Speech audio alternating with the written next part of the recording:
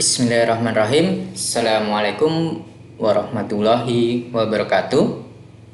Apa kabar semuanya? Semoga tetap dalam kondisi sehat walafiat, tak kurang sesuatu apapun.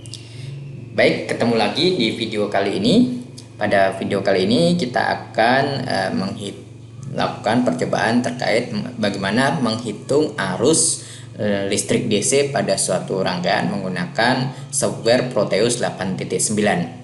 Seperti biasanya, kita buka Proteusnya. Di sini sudah saya buka.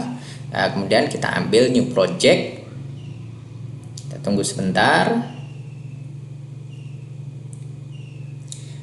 Kita ganti namanya dengan menghitung arus, menghitung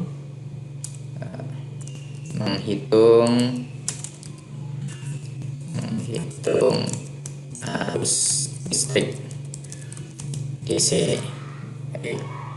Kita next kembali hingga finish. Silahkan Anda lihat di modul yang sudah saya bagikan. Di situ ada beberapa komponen yang perlu kita sediakan untuk melakukan percobaan ini. Seperti itu. Komponennya adalah kita klik huruf B ini. Yang pertama adalah resistor. Resistor kita ambil yang generiknya saja, resistor generik seperti itu. Di sini. Kemudian selanjutnya adalah sumber tegangan, baterai, atau di sini bisa saya ambil dengan sel atau sel seperti itu. Jadi ada dua. Nanti silahkan kalau Anda memakai baterai juga nggak masalah, klik ini. Kalau ini untuk multi sel, kalau ini saya hanya menggunakan single cell. Sama saja hasilnya nanti seperti itu. Tetap berjalan seperti itu jika Anda melakukan merangkainya secara benar. Dan kita lakukan rangkaian, kita coba merangkai, kita rotasi terlebih dahulu. Selanjutnya kita ambil resistornya. Baik, ini agak saya gedekan. Itu. Kemudian Anda ambil alat ukurnya, yaitu di sini di bagian ini dengan mengukur arus listrik DC atau DC ampere seperti itu. Baik, pada alat ukur ammeter itu ada, khususnya DC maupun AC, itu memiliki dua kutub. Kalau untuk DC itu ada kutub positif dan negatif. Jangan sampai nanti terbalik. Tetapi kalau untuk AC nggak masalah, itu terbalik seperti itu. Bagaimana cara merangkai alat ukur ammeter ini dengan rangkaiannya? Itu menggunakannya itu harus dipasang secara seri. Berbeda dengan voltmeter yang di percobaan sebelumnya kita telah melakukan. Kalau menggunakan voltmeter maka dia harus dipasang paralel seperti itu. Nah, di sini diukur, kita pasang secara seri, kita rotasi terlebih dahulu seperti itu. Jadi mengapa harus dipasang seri? Itu ada kaitannya dengan hambatan dalam dari ammeter sendiri, atau alat dari ammeter ini sendiri yang dirancang sedemikian rupa sehingga hambatan dalam dari ammeter ini dipasang kecil, supaya nilai setelah nilai arus yang terbaca sebelum nilai arus sebelum dipasang ammeter dan nilai arus sesudah dipasang ammeter itu mendekati sama. Makanya nilai hambatan ammeter ini harus dibuat sedemikian kecil sekali dibanding hambatan yang akan diukur. Biasanya syaratnya adalah 1/100 seperti itu. Itu paling minimalnya seperti itu. Baik, kita dari 1 ohm ya, seperti itu, 1/100 dari 1 ohm. Maaf, dari sini dulu. Dari sini kutub ini kita hubungkan ke salah satu kaki dari ammeter, dan salah satu kaki dari ammeternya kita lanjutkan untuk kita hubungkan seperti itu. Baik, berarti rangkaiannya sudah seri seperti ini. Ini adalah rangkaian seri. Sudah, ini hanya untuk satu resistor.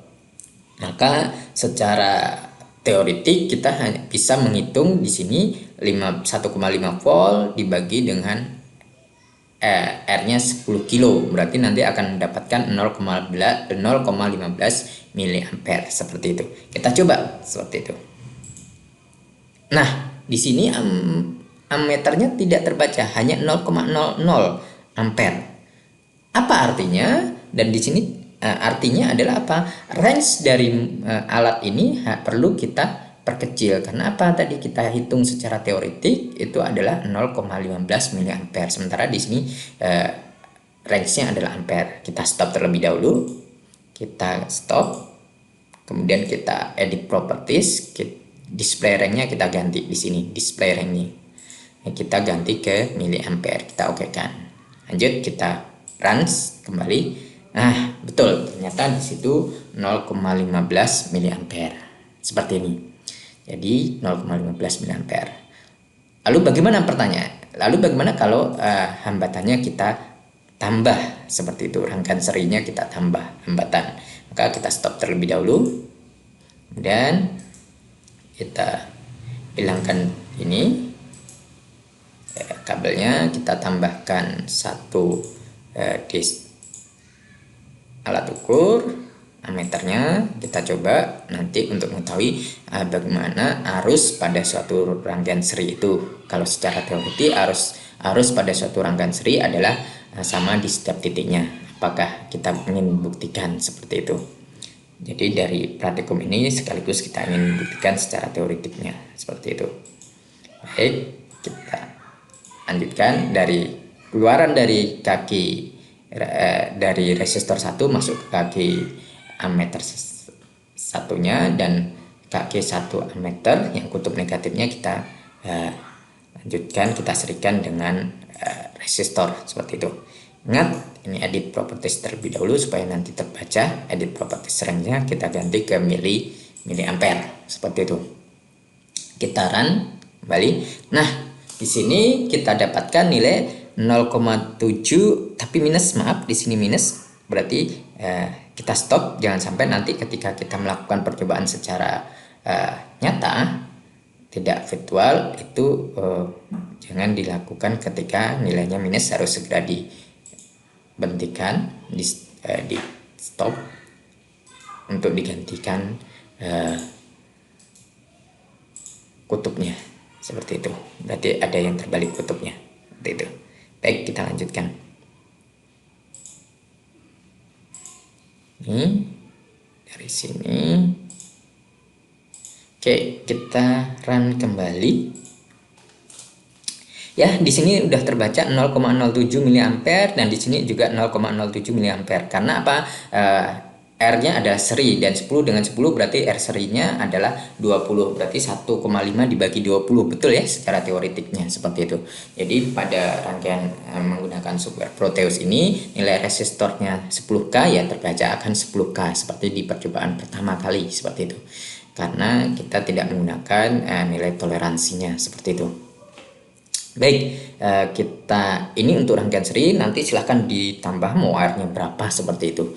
Ikutin saja di petunjuk modulnya seperti itu. Atau nilai R-nya kita ubah-ubah seperti itu untuk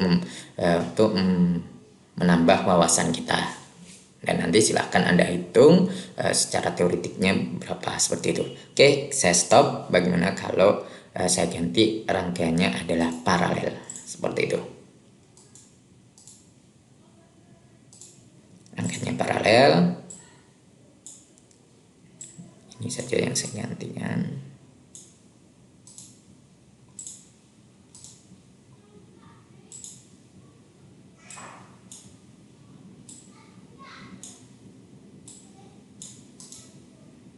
Rotasikan.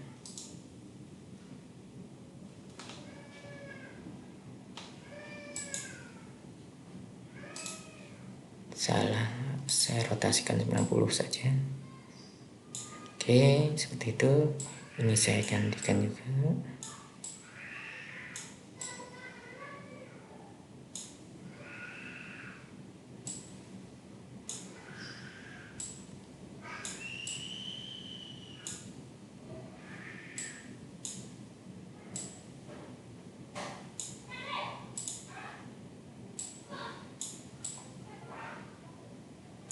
Oke, terus saya lanjutkan, ini terhubung ke sini dan ini terhubung ke kaki salah satu amperemeter ini juga, dan saya tambah 1 alat ukur ammeter, saya tambah ammeternya untuk mengetahui bagaimana hubungan antara arus total atau arus yang keluar dari sumber tegangan.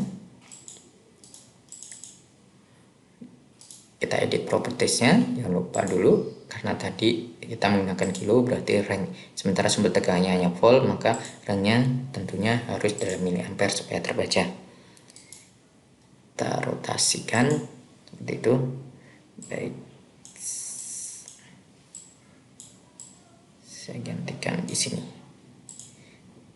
Baik, ini nanti kalau melakukan gambarnya bisa di ini kan ya.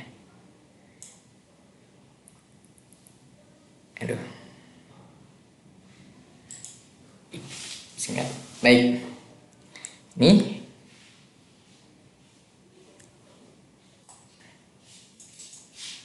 kita coba kita coba nilainya berapa. Di sini 0,30 ini adalah I yang keluar dari sumber tegangan atau I total, kemudian I yang masuk ke R1 adalah 0,15 dan masuk ke R2 juga 0,15. Artinya apa? Ini pada rangkaian paralel itu arusnya terbagi. Jadi rangkaian paralel itu bisa saja dikatakan sebagai rangkaian pembagi arus. Lah, di sini kok nilainya sama? Ya, sama karena apa? Nilai resistornya sama. Bagaimana kalau nilai resistornya kita ubah? Kita stop dulu, kita ganti, misalkan ini kita edit propertiesnya, di sini kita ganti dengan nilai 30 misalkan, paling mudahnya 30 supaya nilai paralel dapatkan 30 pasangnya dengan 60 atau dengan 20 paling mudahnya seperti itu, supaya nanti nilai resistor paralelnya bisa tidak dengan koma seperti itu. Kita runs, ini berarti setengahnya, apakah nanti akan kita dapatkan nilainya juga setengahnya seperti itu. Kita runs sini, ini setengahnya, ini berarti di sini, nah ini 0,07, di sini 0,02 dan di sini 0,05. Artinya apa? Jumlah ya sesuai dengan hukum Kirchhoff, arus yang masuk pada suatu titik percabangan itu sama aja dengan arus yang keluar dari titik percabangan tersebut. Ini ya, berarti dari rangkaian ini kita bisa belajar hukum satu Kirchhoff seperti itu. Nah, di sini kita lihat kembali pada rangkaian ini kan rangkaian resistornya adalah paralel. Pada rangkaian paralel kalau kita kembali balik ke percobaan sebelumnya yaitu menghitung tegangan, maka pada rangkaian paralel tegangannya adalah sama. Jadi di sini apa? V-nya sama. Misalkan kita anggap ini V-nya adalah 1,5 seperti itu. Sama-sama V dan di sini juga sama-sama V, misalkan seperti itu. Maka dari sini kita dapatkan apa?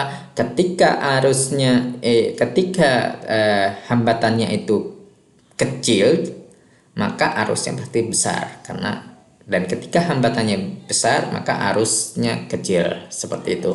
Nah, itu sih. Karena apa? Tegangannya sama pada rangkaian paralel seperti yang telah kita cobakan di percobaan sebelumnya. Itu untuk rangkaian seri dan paralel, menghitung arus pada rangkaian seri dan paralel. Untuk rangkaian campurannya silahkan dilihat di modul gambarnya seperti apa, dan silahkan Anda lakukan pengayaan sendiri supaya lebih paham. Ikutin saja rangkaian seperti yang ada di modulnya, kemudian Anda buat kira-kira berapa nilai yang akan dihasilkan, nilai arus yang dihasilkan seperti itu. Untuk rangkaian campurannya, rangkaian campuran yaitu rangkaian seri dan rangkaian paralel. Dan perlu diingat tentunya ketika kita menghitung arus itu harus dipasang secara seri, dan ketika kita, dengan rangkaian, tetapi ketika kita menghitung tegangan pada percobaan sebelumnya itu kita pasang secara paralel dengan rangkaiannya. Mungkin ini saja video kali ini. Semoga ada manfaatnya. Saya akhiri. Assalamualaikum warahmatullahi wabarakatuh.